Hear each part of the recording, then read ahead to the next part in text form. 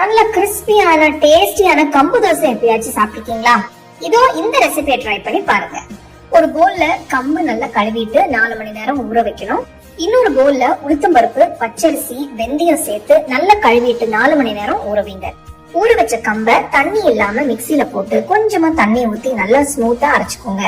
அரைச்ச மாவை பவுல்ல மாத்தி வச்சுட்டு நெக்ஸ்ட் ஊற வச்ச உளுத்தம்பருப்பு, அரிசி எல்லாம் சேர்த்து கொஞ்சம் கொஞ்சமா தண்ணி ஊத்தி அரைச்சுக்கணும். அரைச்ச மாவை கம்பு மாவு சேர்த்து நல்லா மிக்ஸ் பண்ணுங்க. உப்பு சேர்த்து மிக்ஸ் பண்ணி 8 மணி நேரம் புளிக்க விடுங்க. 8 மணி நேரம் கழிச்சு பாத்தீங்கன்னா மாவு நல்லா புளிச்சிருக்கு. இப்ப கொஞ்சமா தண்ணி ஊத்தி மாவை கரைச்சுக்கலாம். தவாவை சூடு பண்ணிட்டு மாவை ஊத்தி ஈவனா ஸ்ப்ரெட் பண்ணுங்க. எல்லா பக்கமும் நெய் ஊத்தி ஒரு பக்கம் வெந்ததும் மறுபக்கம் திருப்பி போட்டு வேக விடுங்க. ரொம்பவே ஹெல்த்தியான டேஸ்டியான கிறிஸ்பியான கம்பு தோசை சூப்பரா ரெடி ஆயிடுச்சு. நல்ல சூடா உங்களுக்கு பிடிச்ச சட்னி வச்சு ரசிச்சு ருசிச்சு சாப்பிடுங்க.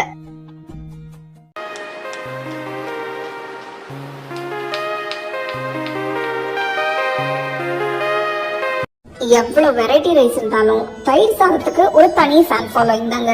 இன்னைக்கு என்னோட ஸ்டைல்ல தயிர் சாதம் செஞ்சு காட்ட போறேன். எப்படி செய்யறதுன்னு பாக்கலாமாங்க. முதல்ல வேக வச்ச சாதத்தை மத்து வச்சு நல்ல குழையா பிசைஞ்சுக்கணும்.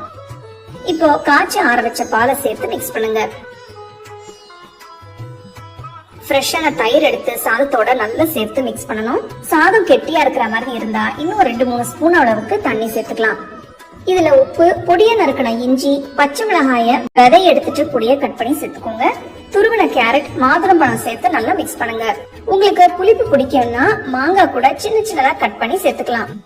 தாளிப்பு கரண்டியில எண்ணெயை ஊத்தி உளுத்தம்பருப்பு, கடுகு, பெருங்காயத்தூள், கருவேப்பிலை, சின்ன வெங்காயம் சேர்த்து வதக்குங்க. தாளிச்ச வெங்காயத்தை சாதத்துல சேர்த்து நல்லா மிக்ஸ் பண்ணுங்க. கடைசியா நறுக்கின கொத்தமல்லியை சேர்த்து மிக்ஸ் பண்ணா ஆஹா சூப்பர் கிரீமியான ரொம்பவே டேஸ்டியான தயிர் சாதம் ரெடி ஆயிடுச்சு. கூட கொஞ்சம் ஊறுகாய் வச்சு ரசிச்சு சாப்பிடுங்க.